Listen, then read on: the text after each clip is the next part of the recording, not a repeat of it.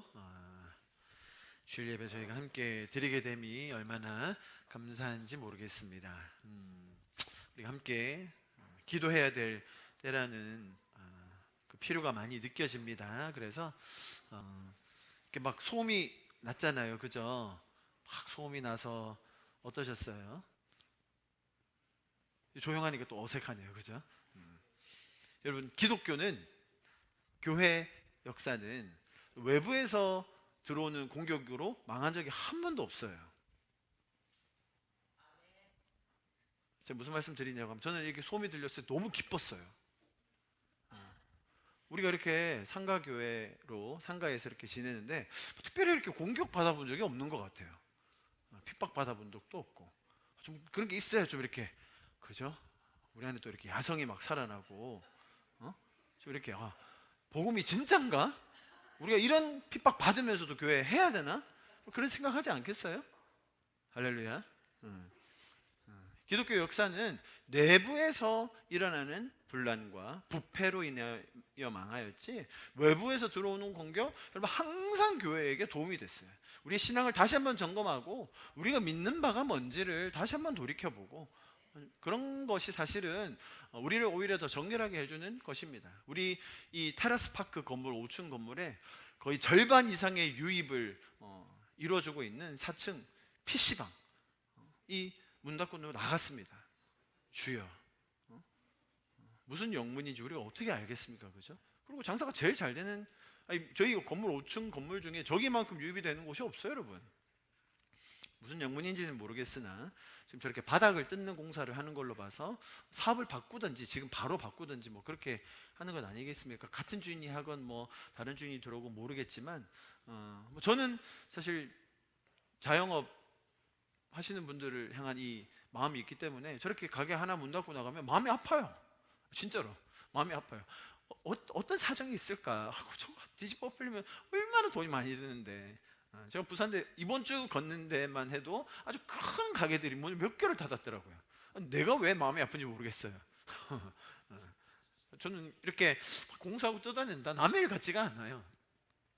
그래서 이제 우리 최종 장로님께서 조용히 하라고 가려고 하는 거 말렸죠. 우리가 가서 위로해 드려야지, 굳이 뭐 거기 가서 우리 예배드리니까 조용히 하라고 하는 거는 저는 그럴 필요가 없다고 생각해요. 아무리 뭐 크게 떠들고 뭐 한다 해도 우리 저희 스피커 볼륨 조금 더 올릴 수 있잖아요, 그죠? 할렐루야. 뭐 우리끼리 또 이렇게 우리 안에서 이런 공간에서 예배할 수 있다, 여러분, 이거 엄청난 축복입니다.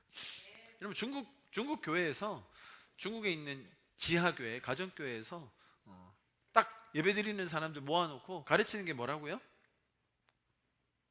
하나님, 예수님, 성령님 이제 잘 배우고 알지 않습니까? 그 아는 사람, 감사합니다. 아는 사람들이 모여서 예배할 때 배워야 되는 거 첫 번째 뭡니까? 수갑 풀기, 2층에서 뛰어내리기.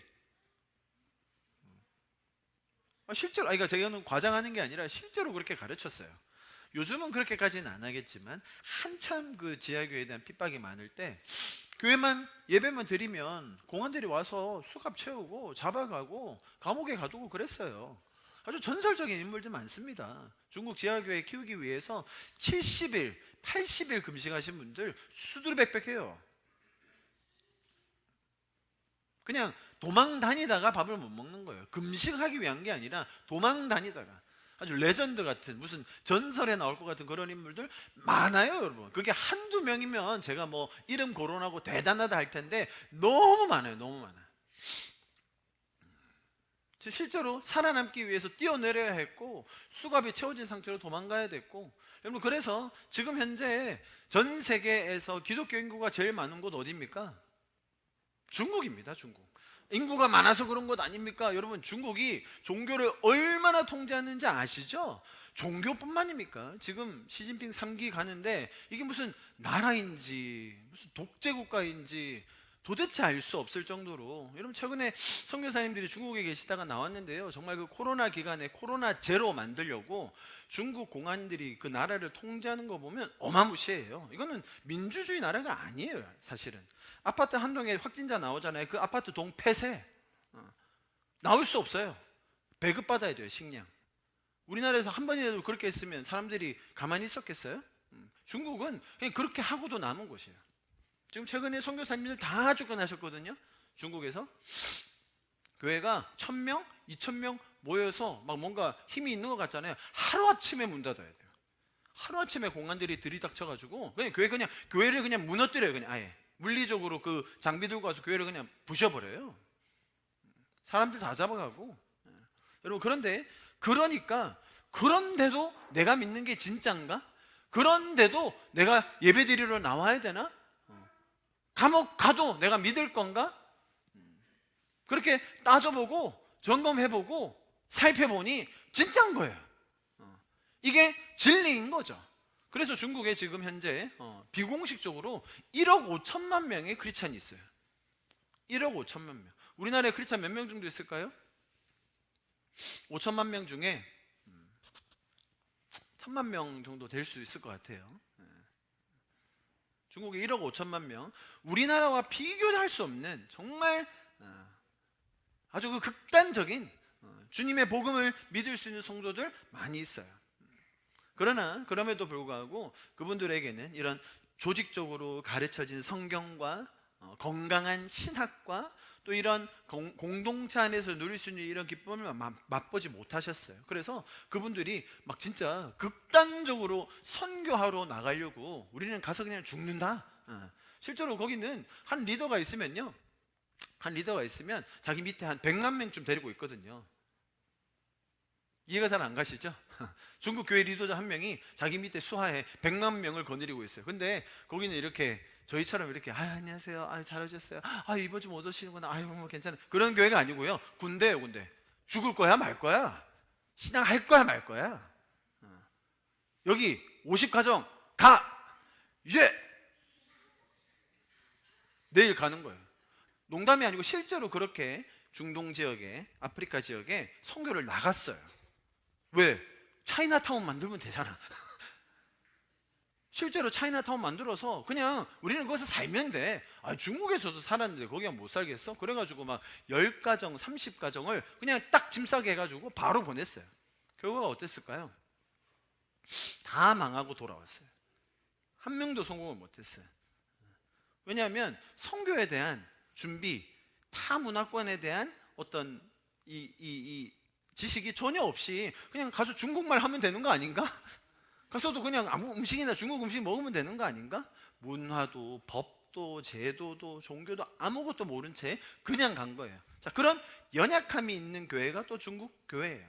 자, 제가 말씀드리려고 하는 게 뭐냐면, 자, 이렇게 공사 소리로 제기된 이런 우리 신앙의 모습을 돌아볼 수 있는 너무 좋은 기회입니다. 여러분, 이런 아주 사소한 공사 소리 하나, 저는 좀 약하다, 좀 이렇게 막 천장이 막 좀 무너지고 막 이렇게 피하자 그러면 예배 드릴 곳이 막 없어지고, 할렐루야.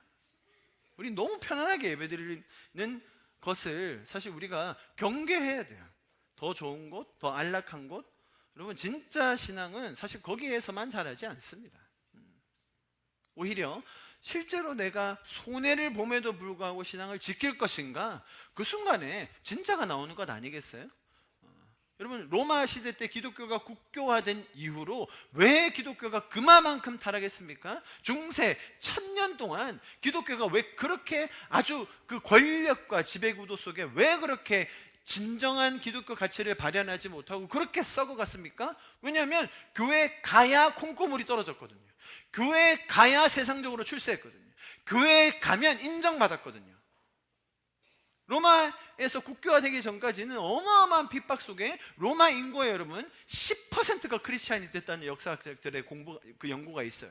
로마 전체 인구의 그때 당시는 중국 비교할 것도 없고요, 아프리카 비교할 것도 없고, 당시에 예수님을 믿으면 사자굴에 들어가야만 했어요. 실제로 귀족들의 잔치에 땔감으로 사람들을 태웠어요. 크리스찬들을. 그때 한 가지 주제가 뭐였습니까? 예수가 부활했냐라는 거예요. 예수라는 사람이 팔레스타인 지역에 와서 유대인의 왕으로 오셔가지고 자기가 왕이라고 하느님이라고 떠들고 다녔는데 로마 제국이 그거를 처형시켰거든요. 근데 일개 무리들, 유대교의 분파라고 하는 그 크리스찬들이 일어나더니 예수가 부활했다라고 주장하기 시작했어요. 그거를 로마 제국이 못 막아낸 거예요. 결국은 로마 제국 전체 인구의 10%가 되기까지. 왜죠? 직접 살아난 걸 본 사람이 있었거든요. 직접 대화한 사람이 있었거든요. 적어도 500명을 직접 만나 주셨어요. 그 사람들이 눈으로 보고 손으로 만져보고, 도마야 너 이게 손에 한번 넣어봐라. 그러고 가만히 있을 수 있겠어요? 그 얘기를 했더니 로마 제국이 싫어한 거죠. 핍박했어요. 그런데 약 300여 년 동안 기독교는 엄청난 성장을 이루었고 결국은 로마의 국교회까지 이르게 됩니다. 여러분, 한국 사회가 딱 그런 지점인 것 같아요. 그렇죠? 우리나라에서 정말 인정받는 많은 영향력을 끼치는, 어찌 보면 교회 가야 인정도도 받고, 교회 가면 솔직한 말로 장사도 좀 잘 되고 인맥도 좀 쌓이고, 그런 사회가 우리가 돼버렸죠. 그 속에서 우리가 어떻게 신앙을 잘 지킬 수 있을 것인가? 주님께서 오늘 아침에 저희에게 이 사소한 공사 소리 하나로 우리에게 정말로 좋은 메시지를 주고 계시다고 저는 믿습니다. 제가 오늘 나눌 메시지와 너무나 연결이 되기 때문에 제가 이렇게 서두에 이태원 사건과 또 우리의 신앙을 다시 돌아보는 그런 말씀을 드렸습니다. 저희는 사도행전을 80번 다 봄으로써 사도행전 전체 한 권을 마무리했습니다. 자, 그리고 나서 저의 개인적인 수술로 많은 분들이 또 염려해 주시고 기도해 주셔서 너무 감사드리고요. 또 수술하는 덕분에 10월 한 달간 또 많은 분들이 저희 교회에 직접 오셔서 말씀과 찬양으로 섬겨주셨습니다. 다시 한번 우리 그런 이렇게 섬겨주신 분들께 감사를 드리고요. 또한 제 수술과 또 회복을 위해서 기도해 주신 분들 너무너무나 감사드립니다. 제가 강남 세브란스 우리 교수님 외래로 처음 뵙고 왔는데요.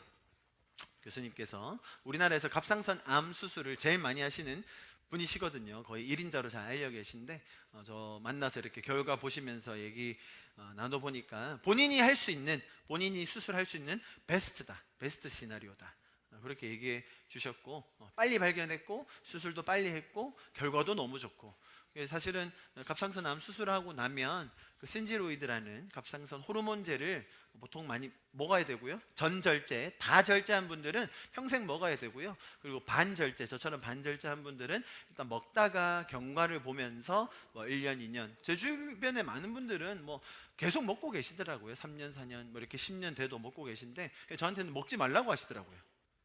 그날 지금 수술하고 3주 차 돼서 뵈러 갔는데 안 먹어도 될 것 같습니다 라고 얘기하셔서 그냥 건강하시고 그래서 아마 잘 생성될 것 같다고, 그래서 3개월 뒤에 피검사 한번 해보자고 그렇게 얘기해 주셔서 저도 깜짝 놀랐어요. 저도 깜짝 놀랐고, 그래서 하나님께서 여러분의 기도 덕분에 이렇게 저를 많이 치료해 주시고 또 회복시켜 주심에 다시 한번 감사를 드리고, 또 기도해 주신 여러분께도 다시 한번 감사를 드립니다. 자, 그래서 저희가 지금 시리즈 설교로 강해 설교를 꾸준히 해왔습니다. 그래서 사도행전까지를 잘 마무리했는데요. 오늘 11월 첫 주 또 12월까지 총 8번의 주간이 있더라고요. 그래서 저희가 연말에는 이런 제목으로 좀 여러분과 말씀을 나눠보려고 합니다. 교회와 성도의 삶이라는 주제로 8번을 나눌 텐데요. 첫 번째로 나눌 주제가 뭡니까?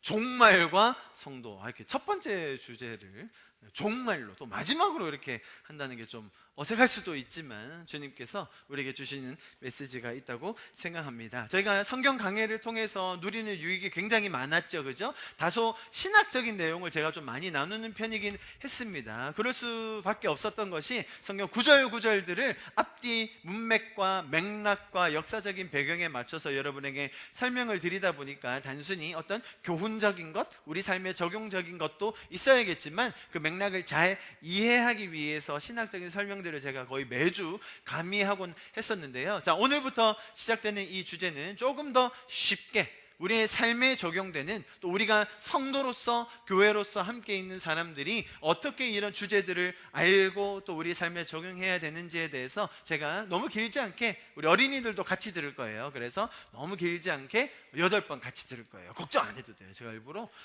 아주 간결하고 짧고 재미있게, 필요하면 뭐 춤도 추고, 그죠? 한번 해보도록 하겠습니다. 그래서 오늘은 첫 번째 주제로 종말과 성도라는 제목을 여러분에게 좀 나눠보도록 하겠습니다. 그래서 저희가 강해 설교 때는 좀 뭔가 정말 구체적이고 아주 자세한 내용들을 봤다면, 그러면서는 사실은 또 전체적인 큰 그림을 볼 수 있는 기회가 좀 적었었는데요. 좀 그런 아쉬움을 또 달래기 위해서, 우리가 또 큰 그림을 좀 그려보기 위해서 교회라는 것, 또 성도의 신앙과 삶이라는 것이 어떤 것인지에 대한 좀 큰 그림을 앞으로 오늘 2달 동안 여러분과 좀 나누도록 하겠습니다. 그리고 내년에는 어떤 성경을 나누게 될까요?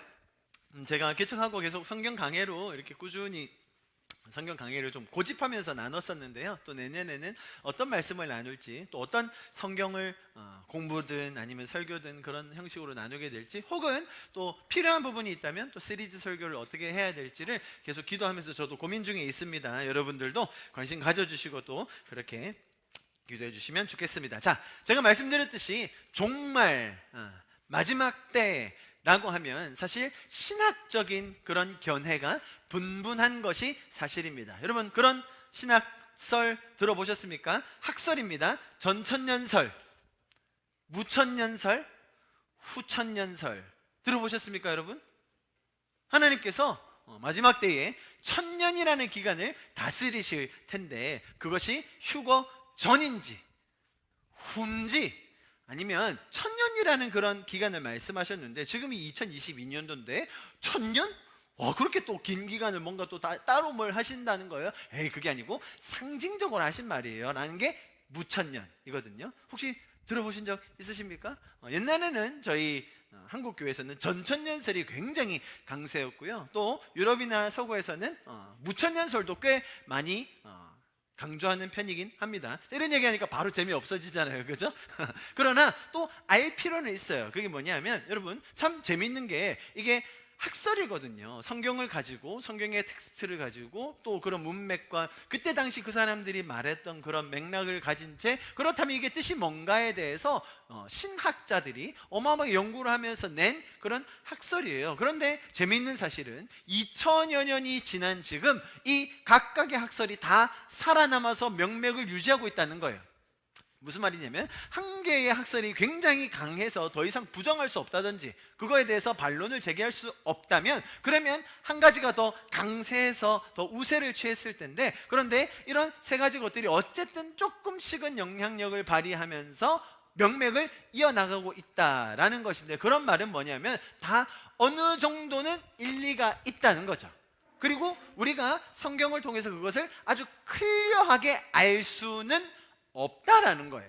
그럼 우리는 어떻게 해야 됩니까? 모른 채 그냥 살아야 돼요? 아니죠. 이런 것들을 잘 숙지한 채 그때가 되면 모든 성도들에게 밝히 드러날 거예요. 분명히 건강하지 않은 종말론이 너무나 많이 있어요. 그 대표적인 게 시한부적 종말론이죠. 날짜를 정해가지고 요때가 되면, 이때가 되면 요렇게 된다라고 지정하면서 자기 자신의 권위, 많은 사람의 권위를 강조하기 시작하면 종말론이 이단적으로 빠지게 됩니다. 자, 그런 어떤 신학적인 부분들은 제가 또 다음에 기회가 되면, 오늘 요만큼만 할 거예요. 다음에 기회가 되면 공부 형식으로 아주 자세하게, 재밌어요 여러분. 왜냐하면 어떤 신학적인 그 론을, 스탠스를 취하느냐에 따라 마지막 때에 대한 자세가 조금씩 달라져요.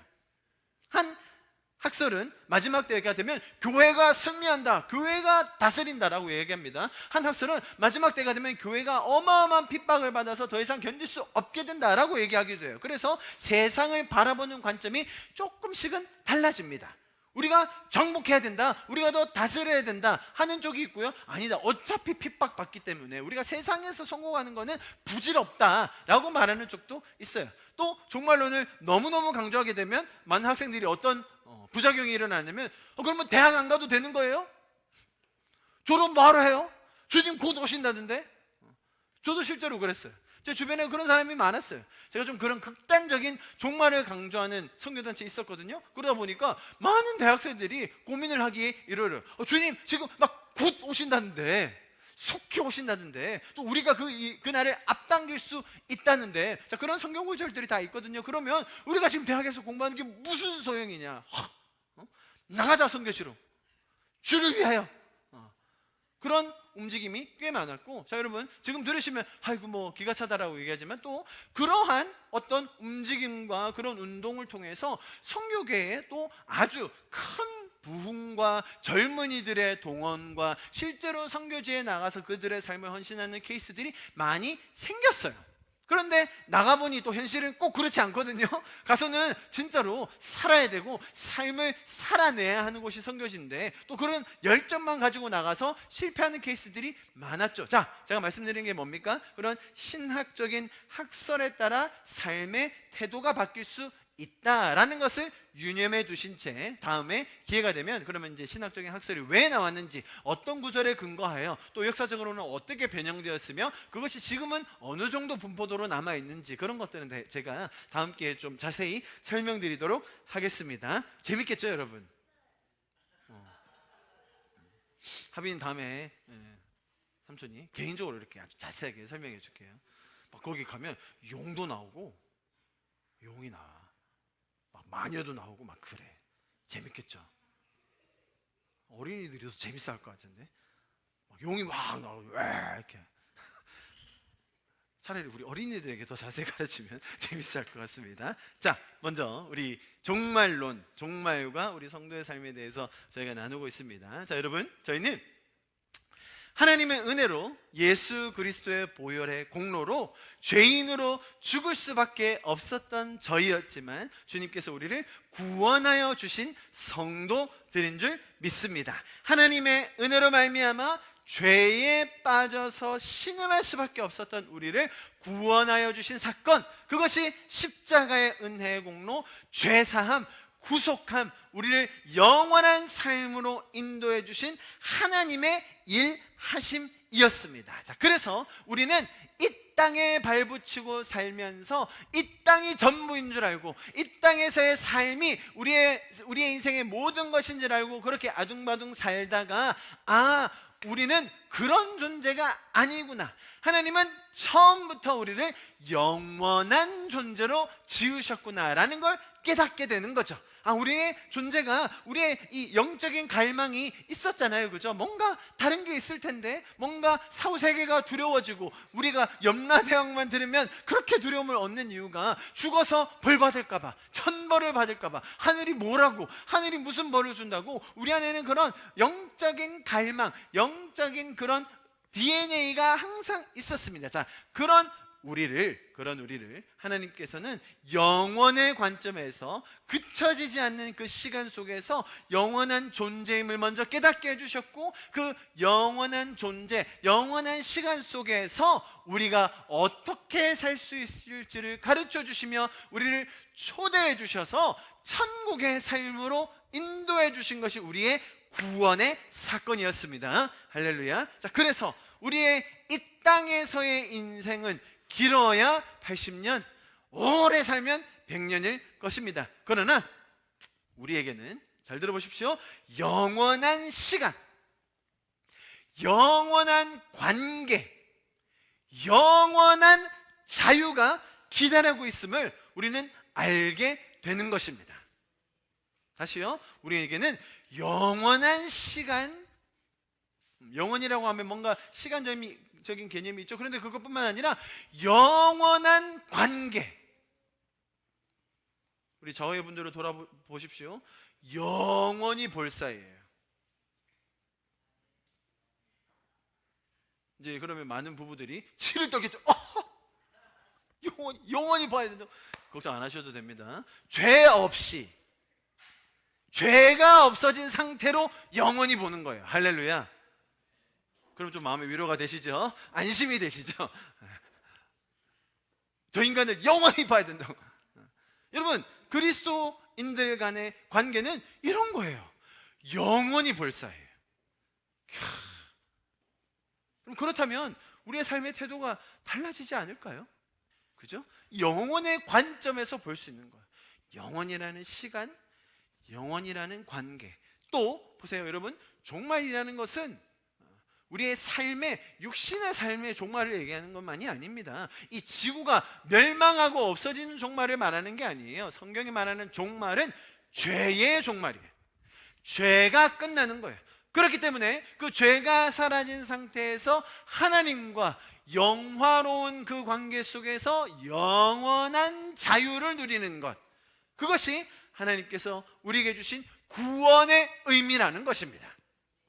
원래부터 영적인 존재였던 우리가 이 땅의 삶에 국한되어 지내는 것이 아니라 이 땅의 삶에 묶여서 이 땅의 노예로, 죄의 노예로 사는 것이 아닌 우리의 하나님께서 주신 그 자유, 영광스러운 모습을 가지고 우리에게는 영원이라는 시간이 있구나, 우리의 관계는 영원한 것이구나, 우리가 영원한 자유를 누리게 되는 것이구나 라는 것을 안 채로 이 땅에서 천국의 삶을 연습할 수 있는 것입니다.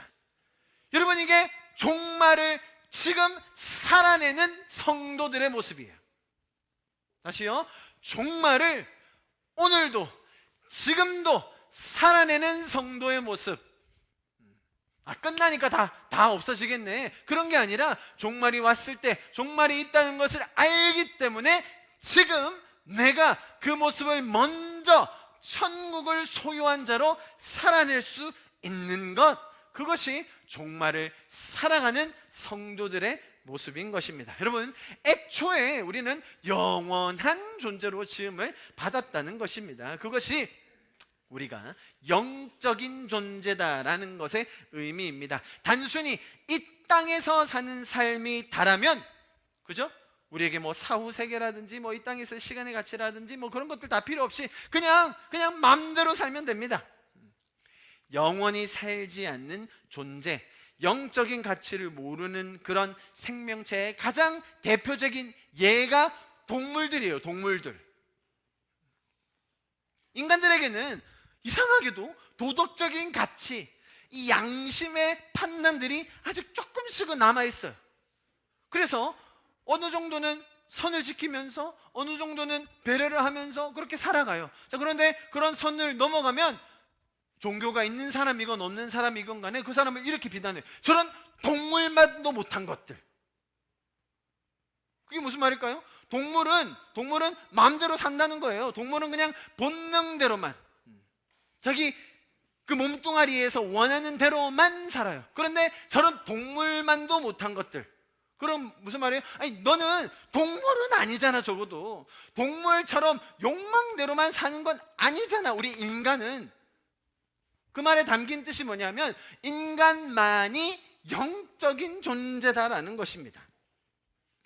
동물들은요, 깊은 관계를 위해서 지금 당장의 유익이 아닌 앞으로의 영원한 시간을 대비하기 위해서 뭔가를 준비한다든지 희생한다든지 절제하고 훈련한다든지 그런 고민을 하지 않아요. 뭔가 사후세계가 있다는 것을 두려워하면서 감지하면서 예배하지 않습니다. 왜요? 동물들은 영적인 존재가 아니기 때문이에요. 그들은 절제한다든지 훈련한다든지 뭔가 자기 자신을 앞으로에 있을 더 큰 유익을 위해서 다스릴 필요가 없이 그냥 자기 육신적인 물리적인 필요와 욕망에 따라만 살면 되는 거예요. 그러나 인간은 다르죠. 우리는 종교가 있건 없건 간에 그런 사후세계에 대한 영적인 갈망, 궁금증, 심지어 두려움이 항상 내재되어 있다는 것입니다. 자, 하나님의 형상으로 지어진 인간들이기 때문에 그런 반응이 나오는 것인데요. 자, 이 말씀을 보면 그것을 더 정확하게 알 수 있습니다. 자, 전도서 3장 11절 말씀, 제가 자주 인용하는 구절인데요. 한번 우리 같이 읽어볼까요? 전도서 3장 11절 시작. 하나님이 모든 것을 지으시되 영원을 사모하는 마음을 주셨느니라. 하나님이 이미 우리를 영적인 존재로 지으시면서 어떤 소원을 우리 마음에 주셨다고요? 영원을 사모하는, 그렇죠? 영원한 시간, 영원한 관계, 그 영원한 자유를 갈망하는 그 마음을 인간 속에 심어 두셨다라는 것입니다. 자, 이런 영혼에 대한 갈망을, 그죠? 단순히 미지의 세계라든지 우리가 알 수 없는 영역이라든지 단순한 두려움으로 포장하는 것이 아니라 하나님께서는 그것이 어떠한 실체를 가지고 있으며 어떠한 원리로 작용하며 우리의 지금의 삶과 그 영혼이 어떻게 연결되어 있는지까지를 설명해 주시고 가르쳐 주신 것이 바로 성경이요 성령의 역사인 것입니다. 자, 그래서 우리가 이런 영적인 감각을 가진 자들로서 우리는 죽어있던 상태에서 이제 구원함을 받아 영원이라는 것, 우리가 앞으로의 삶이 어떻다라는 것, 그것을 이 땅에서 먼저 맛보며 살 수 있는 것, 그것이 우리가 가진 성도로서의 특권, 성도로서 종말을 살아내는 그 놀라움이 이 속에 담겨 있습니다. 여러분, 성경이 정말로 우리 인생의 연약함을 많이 반복하면서 강조합니다. 천국과 지옥이 있다는 것에 대해서 정말 많이 강조합니다. 자, 성경이 그렇게 강조해 주지 않아도 우리는 이 땅의 삶을 조금만 살아보면 우리의 이 육신의 삶이 얼마나 허무하고 보잘것없으며 연약한지를 시시때때로 깨닫게 됩니다.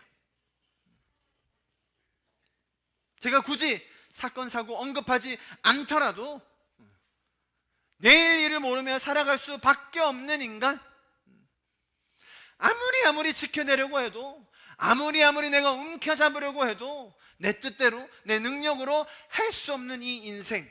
왜죠? 죄가 도사리고 있거든요. 마귀가 우는 사자처럼 우리를 집어삼키려고 하거든요. 하나님께서 주신 이 영원한 가치, 그죠? 영원한 시간, 영원한 관계, 영원한 자유를 막으려고 하는 그런 사단의 세력이 있거든요. 그렇기 때문에 이 땅에 집중하게 하고 이 땅의 가치들, 없어질 것들, 순간적인 것들, 무가치한 것들에 자꾸 우리의 시선을 두게 하는 것이 종말을 준비하지 못하게 하는 사단의 전략이라는 것입니다. 거기에 속아서 넘어가는 사람들은 어떻게 변하느냐? 다 나에게 집중을 하게 돼요. 왜요? 지금 이 순간 내가 지금 살고 있는 이 삶, 이 하루, 이 한 달, 1년 어떻게 하면 내가 더 편안하게, 내가 더 안락하게, 내가 더 재미있게 살 수 있을까? 거기에만 초점을 맞추게 한다는 겁니다. 여러분, 그러려면 돈이 있어야 되거든요. 그러려니 건강도 있어야 돼요. 그렇지 않습니까? 세상에서 건강을 추구하는 이유가 좀 더 재밌게 놀려고, 좀 더 쾌락을 누리려고, 내가 조금 더 고통 없이 지내려고 하는 거죠. 그 건강한 몸뚱이 주신 그 부분에 감사하면서 이 건강이 남아있을 때, 내가 할 수 있을 때 정말 이웃을 더 섬기고 저 영혼들을 더 살리고 정말 더 가치 있는 일에 시간을 투자하기 위한 것이 아니라 건강마저도, 그 소중한 건강마저도 어떻게 하면 내가 더 잘 살까, 내가 더 편안할까, 내가 더 안락할까에 맞춰 있다는 거예요.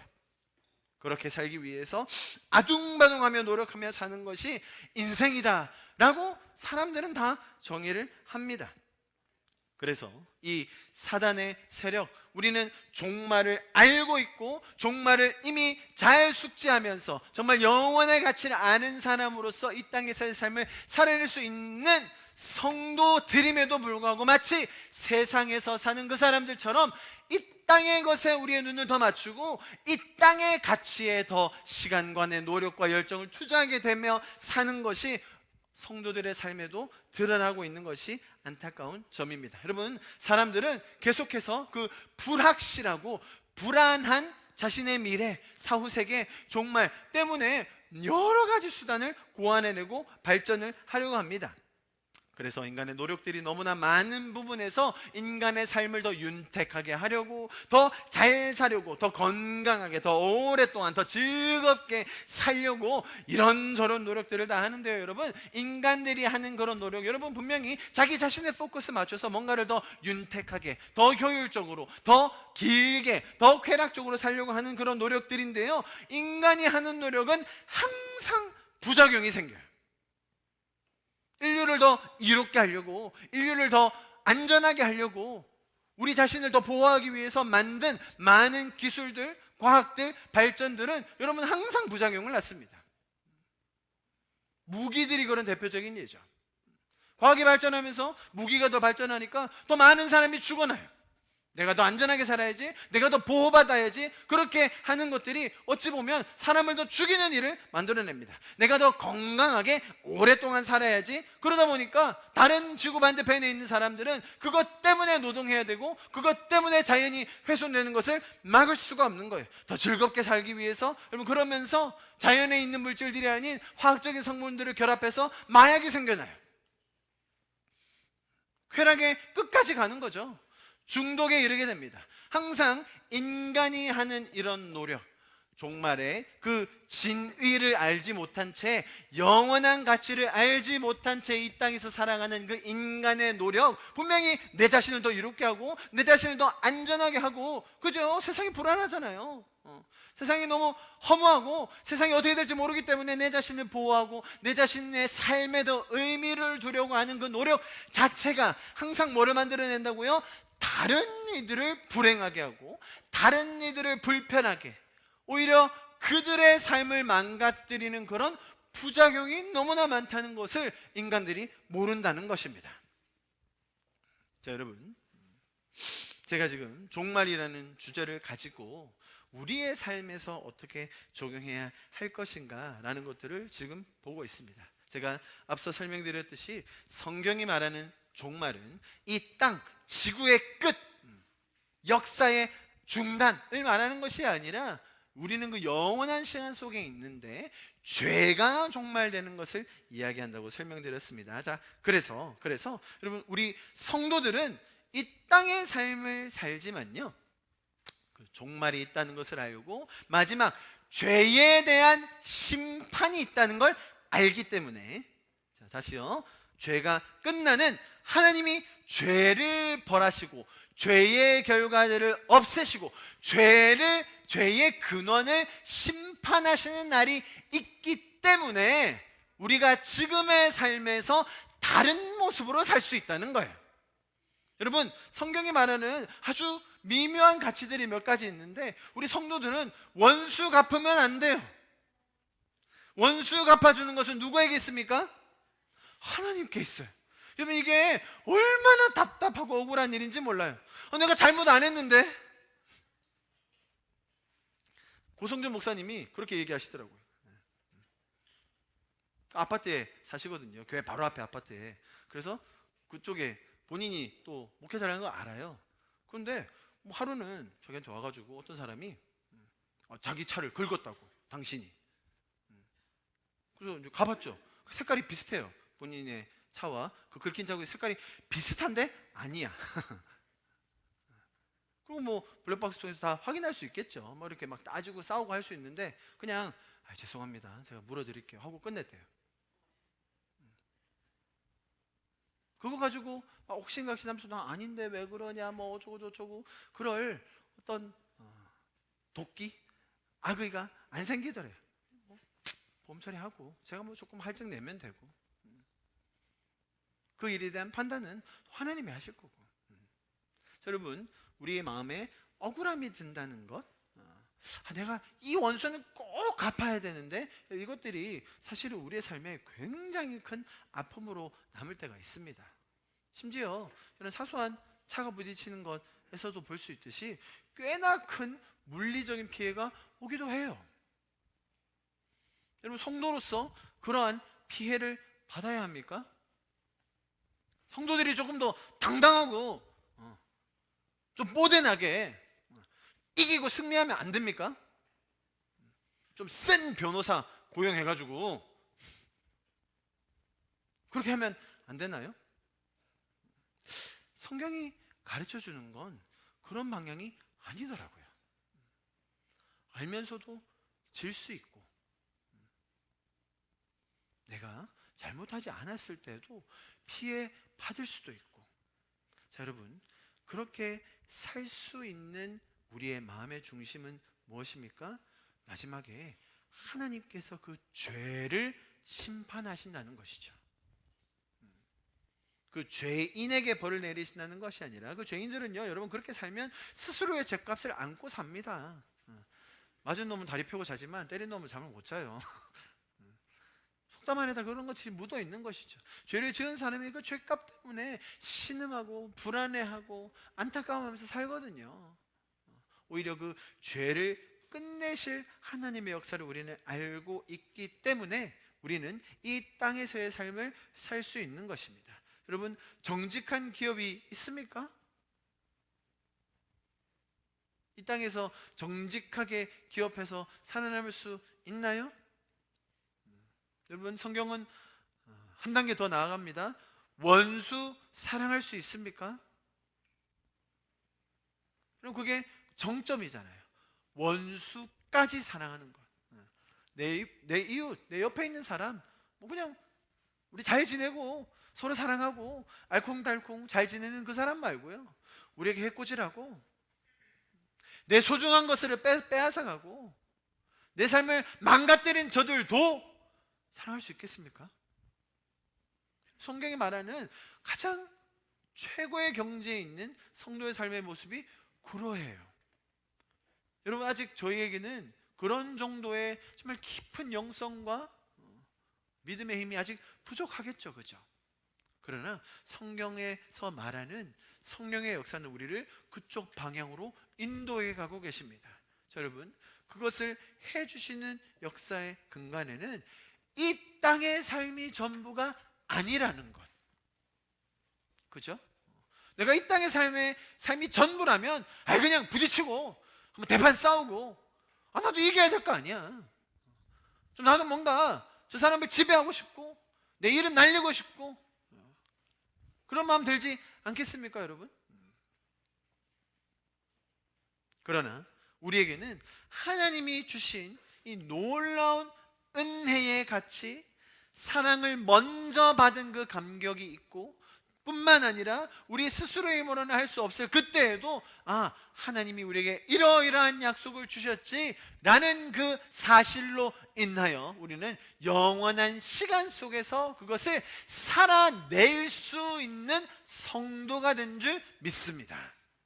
그것이 성도가 오늘 종말을 살아낼 수 있는 힘이요 또 은혜인 것입니다. 여러분, 우리는 하나님이 주신 영원한 시간과 영원한 관계, 영원한 그 자유 속에서 천국의 가치, 천국의 그 기쁨, 영원한 만족과 영원한 기쁨으로 살아갈 수 있는 자들입니다. 세상에서는 뭐라고 얘기합니까? 우리에게 그 천국의 가치가 아닌 아주 저급한, 아주 하급의, 아주 저질스러운 그런 기쁨과 만족과 쾌락으로 우리 자신을 매인채 살아가라고 하는 거예요.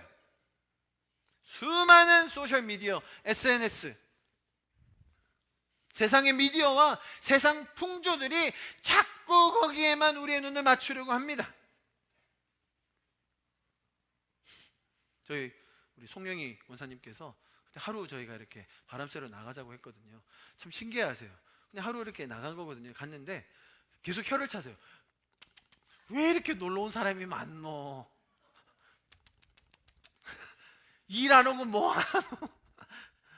우리는 하루 노는 게 1년에 뭐 하루 이틀인데 저 옆에 애들은 뭐 하는 사람들인데 저렇게 맨날 나와서 노는 게 그리 중요한가? 노는 게 왜 이렇게 중요해졌지? 어디 좋은 곳에서 사진 찍고 뭐가 그렇게 중요하지? 세상이 그렇게 만드는 거예요. 그게 너무 중요한 가치. 그거 해야 인생이 화려하고, 그거 해야 인생이 정말 잘 사는 걸로 보여지게 하는 그거. 자기 속은 썩어 문드러져도 자기 가족은 뿔뿔이 흩어지고 사랑이 뭔지, 그 가족 안에서 있는 가치, 그런 건 하나도 모른 채 그냥 그거 하나. 여러분, 인생의 가치가 거기 있는 게 아닌 거죠. 우리에게는 영원한 가치가 있는 사람들입니다. 여러분, 영혼이 살아나는 그 경험 해보신 적 있으십니까? 정말 어려움 가운데 있는 그 사람이 살아나서 복음으로 기뻐하며 자유하며 뛰노는 그 모습 보고 싶지 않으십니까, 여러분? 죽어 있는 영혼이 복음의 가치로, 그 은혜로 살아나는 것, 여러분, 너무너무나 감격적인, 거기에서 생기는 관계, 여러분, 그 관계가 영원한 것이죠. 거기서 이루어지는 그 가치들, 여러분, 그 가치들은 영원한 열매로 남는 것입니다. 할렐루야. 세상이 가르쳐주는 그런 하급한 기쁨, 아주 저급한 쾌락, 우리의 상위의 가치를 자꾸 눈 가리게 만드는 것들, 여러분, 우리가 종말을 살아내는 성도로서 단호하게 끊어내고 오히려 하나님이 주신 그 놀라운 가치들을 살아내는 저와 여러분 될 수 있기를 축복합니다. 여러분, 비록 내 자신이 불편하고 어찌 보면 고생스럽고 어떨 때는 손해보는 것 같고 심지어 어려움과 핍박에 처한다 할지라도 우리가 그러한 삶을 살아낼 수 있는 이유는 우리에게는 영원한 가치, 영원한 관계, 영원한 생명을 위해서 살 수 있는 그 은혜가 있기 때문입니다. 여러분, 이것은 단순히 나중에 상을 더 받기 위해서, 나중을 위해서 억지로 하는 것이 아닙니다. 그 더 상위에 있는 기쁨과 만족이 우리의 삶에 주는 그 진정한 가치를 알기 때문에 우리는 오늘도 종말을 살아내는 성도로 서갈 수 있는 줄 믿습니다. 우리 가운데 날마다 정말 이 영원한 시간과 영원한 관계, 영원한 자유를 우리에게 허락하셨고 또 그것을 오늘부터 살아갈 수 있도록 우리를 가르쳐 주시고 인도해 주신 그 주님을 더 찬양하며 감사함 속에 살아갈 수 있는 저와 여러분 될 수 있기를 축복합니다. 할렐루야. 우리 이 시간 좀 찬양하면서 기도하고 오늘 메시지를 마무리하도록 하겠는데요, 우리가 주님으로 기뻐하며 주님으로 인하여 감사하며 날마다 그 천국의 감격을 살아내는 성도가 될 줄 믿습니다. 우리 그렇게 좀 같이 한 목소리로 이 찬양 같이 하면서 예배를 마무리하면 좋겠습니다. 내 모든 것 나의 생명까지 다 주님 앞에 드립니다. 주 임재 안에서 이제 내 영혼 자유해 내가 주의 거룩한 이름을 높이며 예배하리. 우리 다시 한번 찬양합시다. 내 모든 것, 내 모든 것 나의 생명까지 다 주님 앞에 드립니다.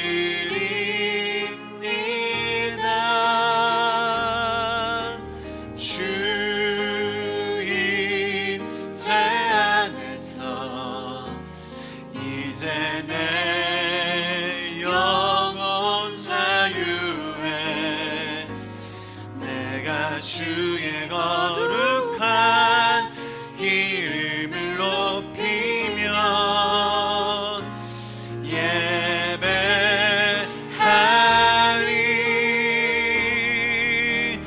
어린 양 찬양하리. 내 평생 그 하나로 충분해요. 어린 양 찬양하리. 내가 주의 임재 안에서 어린 양 찬양하리. 내 평생 그 하나로 충분해요. 어린 양 찬양하리. 내가 주의 임재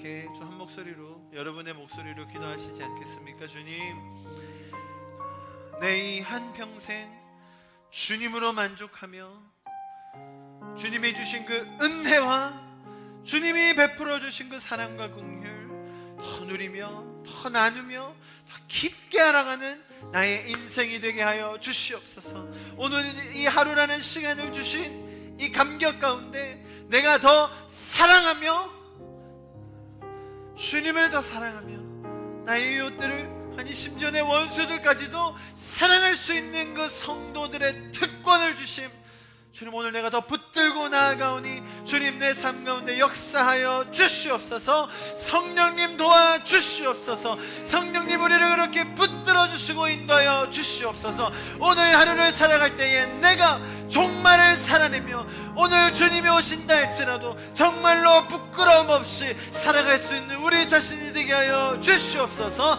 우리 그렇게 우리 자신을 주님 앞에 올려드리며 마지막으로 기도하고 예배를 마무리하면 좋겠습니다. 기도하시겠습니다. 사랑하시는 주님 감사합니다.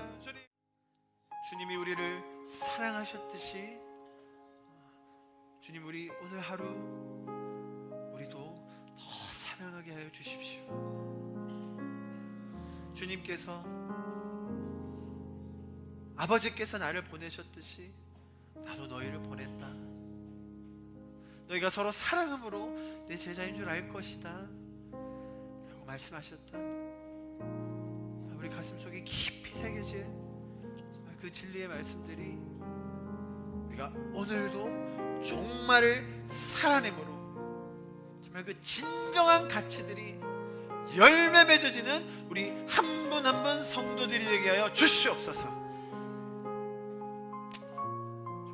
우리가 세상에 발 디디고 살면서 나의 욕심과 나의 자아와 교만과 어떨 때는 외부로부터 들어오는 그런 수많은 공격과 유혹들 속에 쉽지 않은 인생을 사는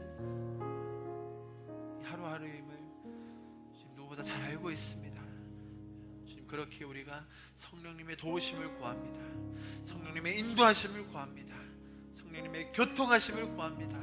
주님, 우리가 날마다 그렇게 성령을 의지하며 붙들고 살아가는 우리가 되게 하여 주시옵소서. 지금은 우리 주 예수 그리스도의 은혜와 하나님 아버지의 놀라우신 사랑하심과 성령님의 교통하시고 운행하시고 역사하심이 그 영원한 시간 속에서, 영원한 관계 속에서 그 영원한 자유를 깨달아 오늘도 종말을 살아가는 우리 성도들 한 분 한 분의 삶 가운데, 가정과 학업과 사업과 정말 그 풍성한 관계 가운데 지금부터 영원토록 사랑으로 임하셔서 사랑을 살아내는 성도가 될 것을 간절히 축원하며 기도합나이다. 아멘.